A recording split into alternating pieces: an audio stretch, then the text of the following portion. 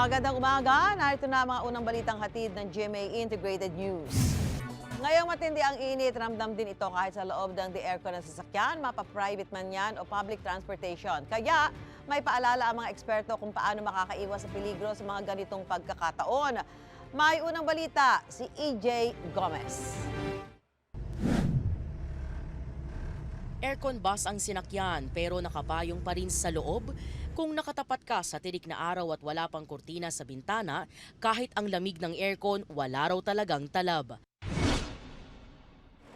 At ngayong tag-init ang mga road warrior kung maipit sa matinding traffic at sa loob ay masisiksik, talagang masusubok ang pasensya. Nagdadala ng panyo, tsaka pamaypay para maibsan yung init. Paano pa kaya iyong mga nasa Manibela? Tinitiis na namin para makadala ng pangkain sa pamilya namin. Kahit malakas ka ng aircon ko pero tagaktak pa rin yung pawis kasi sobrang init. Ayon sa pag-aaral ng University of Florida, pwedeng umakyat sa 37 degrees Celsius o higit pa ang temperatura sa loob ng sasakyan kahit nasa 24 degrees Celsius ang temperatura sa labas. Di hamak na mas mainit dyan ang temperatura sa Pilipinas. So ngayon, ang ginagawa ko, viniventilate ko muna yung aking sasakyan by opening the windows. Mino-open ko rin yung doors.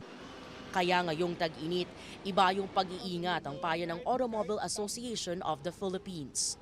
The motorist should first open the doors, open the windows, and ventilate it, bring down the windows, so that the hot air will rise and it can exit the car. You can also put on the aircon much stronger in terms of the fan. You can also circulate the air to bring in the outside air into the car so that pumasok yung mas malamig na hangin. Pero paalala ng AAP, hinay-hinay din sa pagtodo ng mga aircon ng mga sasakyan dahil ang biglaang lakas ng lamig ay maaaring magdulot ng shock at makasasama sa kalusugan. Kung masiraan sa daan, agad humanap ng masisilungan. Payo rin ng Health Department, lumabas ng sasakyan at huwag magtagal sa sasakyan para lang sa aircon dahil sa peligro ng carbon monoxide poisoning.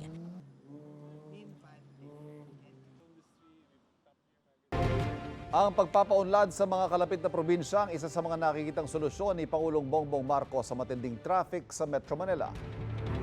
Congested ang Metro Manila, kung kaya bahagi talaga ng pagpaplano ay may develop ang mga kalapit probinsya at syudad. Yan ang mga nakikita natin ngayong mga development. Bulacan, Pampanga. Bukod sa pagdaragdag ng mga oportunidad, may mga ginagawa rin daw ng mga tulay at kalsada papunta sa mga kalapit probinsya gaya ng Bulacan, Pampanga, Cavite at Laguna. Tatagal daw ng ilang taon ang construction kaya humihingi siya ng pasensya mula sa publiko. Kabilang din sa mga solusyon sa traffic na isinusuro ng Pangulo ang work from home scheme sa mga opisina, ang 4-day work schedule at ang pag-adjust ng oras ng pagpasok at pag-uwi para hindi sumabay sa rush hour. Inilatag ni Pastor Apollo Kibuloy ang kanyang mga kondisyon para sumuko kaugnay sa mga kasong kinakaharap niya rito sa Pilipinas. Bigyan ninyo ko ng garantiya na hindi mangingialam ang mga puti sa kasong ito sa Pilipinas. Hindi mangingialam ang FBI, ang CIA, ang US Embassy. Bigyan ako ng garantiya ng Presidente ng Pilipinas.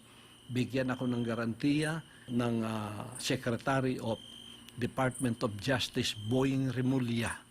Written po yan, ha? Bigyan ako ng garantiya ng PNP head na si General Marbil. Bigyan ako ng garantiya ng NBI head at CIDG. Ako po ay lilitaw at haharapin ko ang lahat ng kasong yan kahit saan nyo dalhin dito sa Pilipinas. Kung hindi po ninyo magbibigay sa akin in a written form ang mga kondisyones na ito, hindi po nyo makikita ang pagmumukha ko. Ako po, pag nahuli ninyo, hindi ako magpapahuli ng buhay. Barilin na lang ninyo ako. May garantiya. Sa audio recording na inilabas nitong weekend, ipinaliwanag ni Kibuloy na nagtatago siya para protektahan ang kanyang sarili at hindi dahil meron siyang kasalanan. Paniwala ng pastor, may sabuatan ng mga gobyerno ng Pilipinas at Amerika para maaresto siya. Patibong lang anya ang mga hearing sa Senado at Kamara para isuko siya sa mga otoridad sa Amerika kaya hindi siya sumisipot. Muli ring iginiit ni Kibuloy na gawa-gawa lang ang mga akusasyon laban sa kanya. Wanted si Kibuloy sa Amerika para sa patong-patong na kaso kabilang ang sex trafficking, fraud and coercion at bulk cash smuggling. Nitong nakaraang linggo, pinaaresto na rin siya at 5 iba pa ng Davao Regional Trial Court para sa mga kasong child abuse at sexual abuse. Sumuko na ang mga kapwa-akusado ni Kibuloy at nagpiyansa. Sinisika pa ng GMA Integrated News na kunin ng tugon ng Malacanang, DOJ, PNP at CIDG sa mga kondisyon ni Kibuloy. Tampok sa New York Book Fair sa Amerika, ang isang libro na ang cover ay mula sa balat ng isang tao. Ayon sa bookseller, isang medical student noong 1682 ang nanood ng play na Le Baron sa Paris at nag-uwi ng kopya ng mga pahina nito. Kinalaunan nalaman ng medical student na ang bangkay na aktres ng nasabing play ay nasa kanyang autopsy table. Kaya para ma-preserve ang alaala ng aktres, naisip ng medical student na gamitin ang bahagi ng kanyang balat bilang cover ng mga kopya ng mga pahina ng play. Binibenta ito sa halagang $45,000 katumbas ng 2.5 million pesos.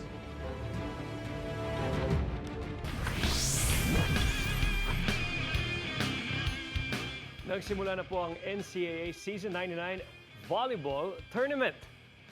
Present ang 10 NCAA schools sa opening ceremony. Sa men's division, unang nagtatapat ang EAC Generals at CSB Blazers. Panalo rin yan ang Generals 3-2. 3-0 naman ang Perpetual Altas laban sa JRU Heavy Bombers. Sa women's division naman, panalo ang defending champs na CSB Lady Blazers kontra EAC Lady Generals. Ang final score, 3-0. Tinalo rin ng Perpetual Lady Altas ang JRU Lady Bombers sa kaparehong score. Nasa opening ceremony kahapon si Senior Vice President at Head ng GMA Integrated News, Regional TV at Synergy, Oliver Victor Amoroso. Kasama po ang ilang opisyal ng NCAA. Mapapanood ang volleyball tournament tuwing Sunday, Tuesday, Wednesday, Friday at Saturday. Live yan po sa GTV at sa social media pages ng NCAA Philippines at GMA Sports. We're going to witness here the return to the court, the return to action of our men's volleyball, women's volleyball, and also our junior teams with the volleyball fiesta. So times 4 ang excitement ngayon.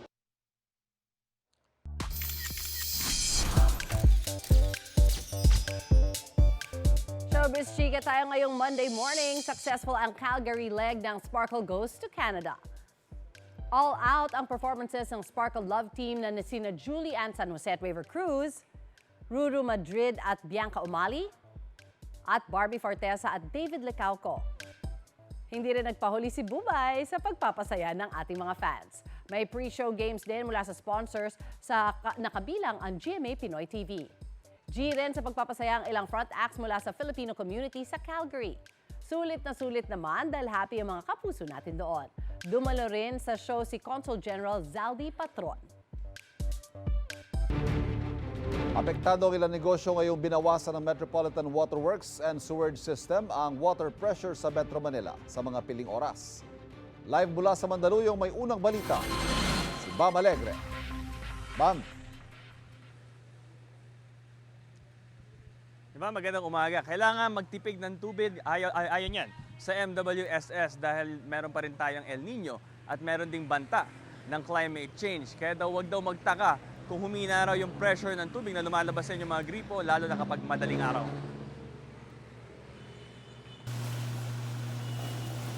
Dito sa Mandaluyong, pamorningan ng car wash shop na pinagtatrabahuan ni JR Ortega. Pero pansin niya, humihina ang bugan ng kanyang water hose tuwing madaling araw. Nararamdaman po namin na humihina rin po yung supply po ng tubig. Yun po ino-obserba namin pagkada gabi. Pagka ganun po, minsan kinakailangan po namin mag-monitor ng supply ng tubig. Tapos pagka kakapusin, titingnan namin, kino-coordinate namin sa amo namin na pagka kulang na ng tubig, mag-iipon na ho kami talaga ng tubig para maging continuous lang po yung operation po namin dito. Kung tulad ni JR, napapansin ninyo humihina ang tubig sa gripo kapag madaling araw. Inaprubahan kasi ng Metropolitan Water Works and Sewerage System o MWSS ang pagpapahina ng pressure sa water supply pag off-peak hours mula alas 10 ng gabi hanggang alas 4 ng madaling araw. Kailangan daw kasi bantayan ang supply ng tubig mula Angat Dam dahil mas mababa na sa average ang water level nito. Mas maigin na raw na hinaan ng water pressure kaysa tuluyang mag-critical level ang Angat Dam ayon sa MWSS. Dahil sa paghina ng tubig sa Magdamag, apektado rin ang karinderya ni Joanna Agoy na 24 oras bukas. Minsan kasi mahina talaga yung tulo ng tubig dyan. Lalo na pag hindi pa kami tapos magluto, ganon, nahihirapan sila dyan. Minsan ngayon yung ginagamit namin yung mineral na lang Kasi nagkukulang talaga ng supply yan. Ang katabing karinderya ni Rosita Saldivar na abala rin. Madaling araw daw kasi ang schedule niya ng paghuhugas ng mga pinaglutuan at iba pang kasangkapan. Biglang humina yung yung gripo yung tubig sa gripo. Ginawa ko, hininto ko kasi dami ko hugasan Pero mamaya, naman na siya. Lumakas na yung tubig niya.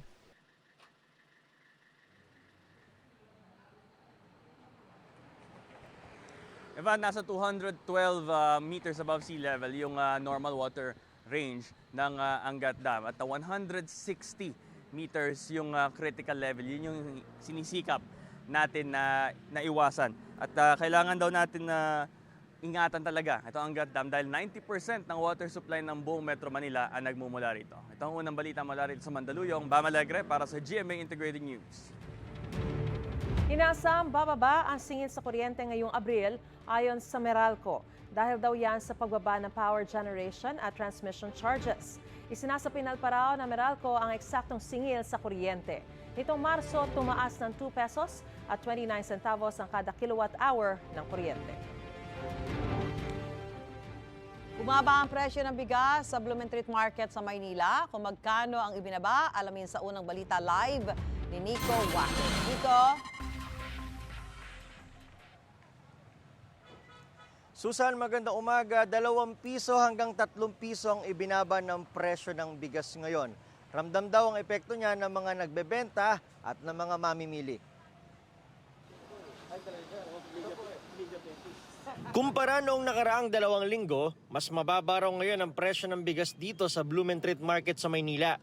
2 piso hanggang 3 piso ang ibinaba ng kada kilo. Sa tindahan ni Aling Gloria, 57 pesos ngayon ang dating 60 pesos na bachelor rice. 62 pesos naman ang presyo ng dating 64 pesos na wagwag rice. Pareho yung ginagamit ng mga may karinderya. Siyempre, may epekto raw yan sa kita ng mga nagbebenta ng bigas na gaya niya. Maganda po, siyempre, mas mabili po. Sa amin po nagtitinda, maganda rin dahil mabilis ang bentahan po. Ganyan din ang presyuhan sa tindahan ni Aling Elvira. Nasa 58 pesos naman ang tinda niya ng bachelor. 44 pesos naman ang pinakamababa niyang tinda. May nasa 51 pesos din na ayon sa kanya ay maganda ng klase. Pero ayon kay Aling Elvira, hindi pa rin niya ramdam ang ginhawa sa ganitong presyo. Halos ganun din. Natutuwa naman yung ibang customer na kahit paano bumaba. Ang mga namimili gaya ni Richelda, sinasamantala ang ganitong presyo. Bumili siya ng 15 kilo para sa kanyang karinderya. Dahil medyo mababa ang presyo, binabaan na rin daw niya ang benta niya ng kanin. Po dati 15 yung isang cup. Pag isa't kalahati po, 20 lang. Sa kabila ng pagbaba ng presyo ng bigas, nananatiling mataas at mabilis ang inflation nito.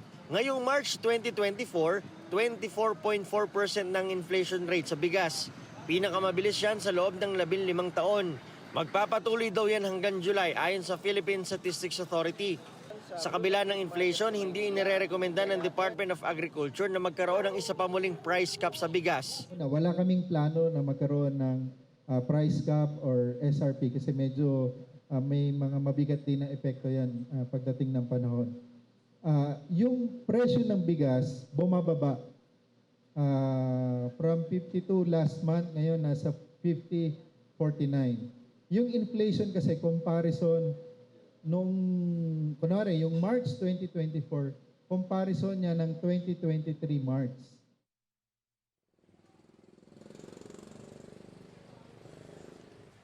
Susan, baka marami ang nagtatanong kung nasaan na yung pangakong 20 pesos na bigas ni Pangulong Bongbong Marcos. Nananatili raw yan na aspiration and goal ng Department of Agriculture. At kung mararanasan pa ba natin, yan ang sinusubukan daw palagi ng DA. Live mula rito sa Blumentritt sa Maynila, ako si Nico Wahe para sa GMA Integrated News. Kahit delikado, ipinagpapatuloy pa rin ng ilang kababayan natin ang pangingisda sa Recto Bank sa West Philippine Sea. Sumama rin sila sa paglagay ng pang-akit ng mga isda o yung tinatawag na payaw. May unang balita si Mav Gonzalez. 15 taon ng mangingisda si Rodel. Siya at ang iba pang kapwa mangingisda mula sa bayan ng Quezon, Palawan, halos 2 araw ang binubunong paglalayag papuntang Recto Bank kahit patsambahan kung kikita sila. Pangingisda ang kinabubuhay ng marami dito sa Quezon, Palawan. Pero dahil limitado na raw ang supply ng isda dito sa malapit, marami sa kanila ang napipilitan na lumayo sa mas masagana pero mas delikado na karagatan. Doon lang po kami kikita ng pira kung mayroon naman sa malapit, hindi na kami pupunta sa malayo. Ang problema, wala na rin dito sa malapit. Kapalit ng saganang huli ang panghaharas ng China Coast Guard at malalaking Chinese Maritime Militia vessels. Kaya grupo raw sila kung pumunta roon sakaling magkadisgrasya. Ikot-ikutan kami, nirorombo kami, mabilis yung takbo nila, tapos bigla lang din hihinto. Hinayaan na lang namin. Hindi mo alam yung gagawin nila Kung tatakutin ka lang ba o tutuluyan ka? Paano kung tuluyan ka? Kasama siya kamakailan sa mga mangingisdang voluntaryong naglagay ng payaw sa Recto Bank sa West Philippine Sea kasama ang Philippine Coast Guard at Bureau of Fisheries and Aquatic Resources. Ang PCG at BFAR babantayan ang 10 payaw na nilagay nila sa Rosol Reef sa Recto Bank. Rosol Reef has been a traditional fishing ground for the Filipinos. So that's the reason kung bakit we strategically identified Rosol Reef as a priority for our FOD laying operation.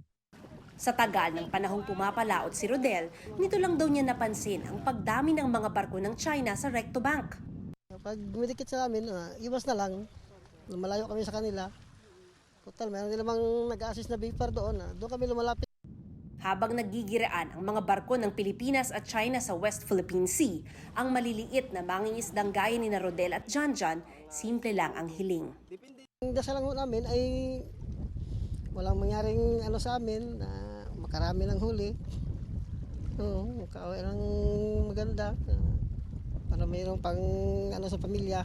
Gusto lang namin na maayos yung presyo ng isda. Maproteksyonan natin yung sa atin. Ibang bansa naman yung umaani ng yaman natin. Ito ang unang balita. Mav Gonzalez para sa GMA Integrated News. Nagsagawa ng maritime cooperative activity sa West Philippine Sea ang Pilipinas, Amerika, Japan at Australia. Ang China naman nagdaos din ng sariling military combat patrol sa South China Sea. Narito ang aking unang balita. Umarangkada ang maritime cooperative activity ng Pilipinas, Amerika, Japan at Australia sa West Philippine Sea para pagtibayan ng regional at international cooperation ng 4 na bansa.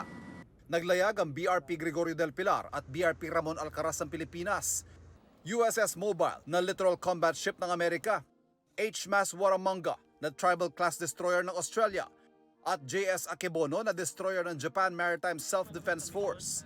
Nang matanong kung pagpapakita ng puwersa laban sa China Maritime Cooperative Activity, sabi ng Department of National Defense, we're just practicing what is allowed under international law. As I said, it's a show of unity. If they consider it a show of force, that is up to them. But what we're doing is something that's practiced by all civilized nations in the world. ang China tinapatan nito ng kanilang sariling military combat patrol sa South China Sea. Hindi nagbigay na iba pang detalye ang People's Liberation Army ng China pero pasaring nila, under control ang lahat ng military activity na anilay nakakagulo sa South China Sea. We already expect that they will malign through propaganda what we are doing in this MCA. Walang disputed area dyan. Sapagkat yan ay ating EEZ. It has already been ruled in 2016 by the Arbitral Tribunal na ang 9-line ng China ay walang visa dyan. So atin yan, it is not in dispute, it has been settled. Sabi naman ni Senador Francis Tolentino, hindi inuudyok ang China sa pagsasagawa ng maritime cooperative activity ng apat na bansa.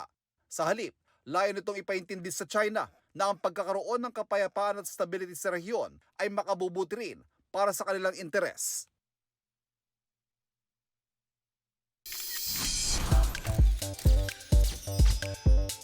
Dinagsa ng kani-kanilang Pinoy fans ang FanCon ng Born to Beat o BTOB at ang concert ng Icon. Silipin yan sa unang chika ni Aubrey Carampel. Puno ng good vibes and good memories ang Our Dream 2024 B2B FanCon sa MOA Arena. Kabilang sa pinerform ng K-pop group ang The Song.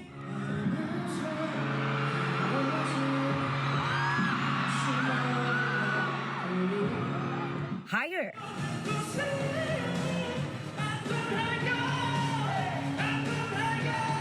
At Missing You.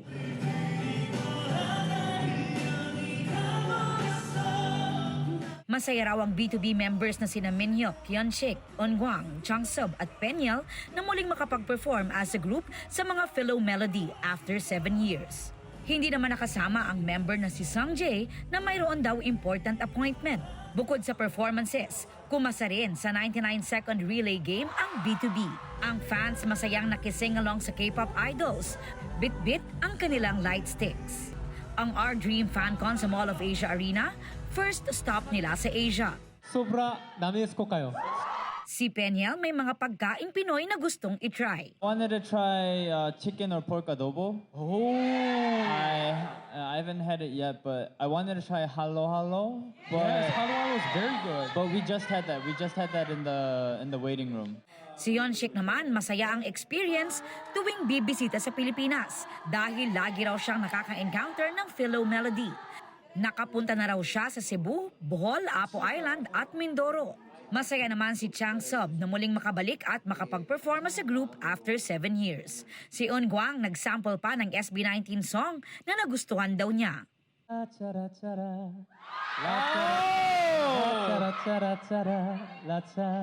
Mama, kumusta natin na? Mensahe naman ni Minhyuk sa Filipino fans. Mahal ko kayo!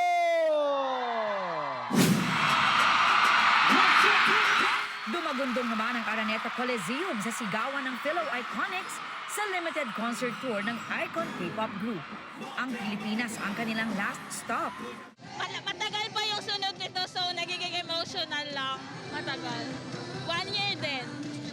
Sana bumalik kayo agad and sana maging healthy kayo. Tapos lagi na kaming nakasuporta sa inyo.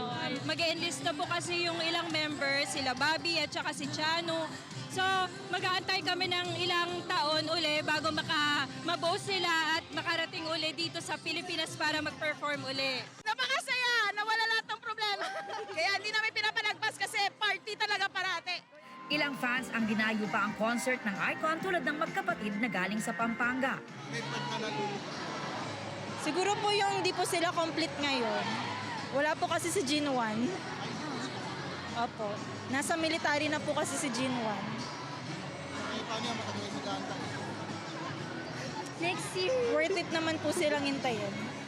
Bago matapos ang concert, hinubad at hinagis ni DK ang suot niyang hoodie na swerte namang nakuha ni Abby. Napunit na. Napunit na. Super happy po kahit nagkasugat po ako kasi ang daming umagaw. Ayun o, may sugat. Pero worth it po. Thank you. Ito ang unang balita, Aubrey Carampel para sa GMA Integrated News. Igan, mauna ka sa mga balita. Mag-subscribe sa GMA Integrated News sa YouTube. Sa mga kapuso abroad, subaybayan nyo kami sa GMA Pinoy TV at sa www.gmanews.tv. Mga kapuso, para una ka sa mga balita, mag-subscribe sa GMA Integrated News sa YouTube. Sa mga kapuso abroad, subaybayan niyo po kami sa GMA Pinoy TV at sa www.gmanews.tv.